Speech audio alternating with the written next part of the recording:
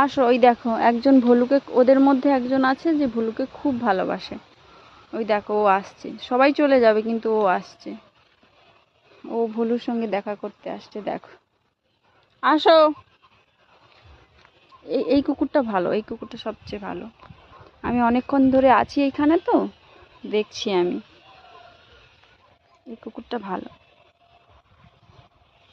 ভলু যেখানে যাচ্ছে যাচ্ছে, আর অন্য কুকুরগুলো ভলুকে তাড়া করছিল, কিন্তু ও হচ্ছে বাঁচিয়েছিল ভলুকে, আমি দেখলাম। ওদের সঙ্গে মারামারি করছে এই কুকুরটা, ভলুকে মারছিল বলে, দেখেছো?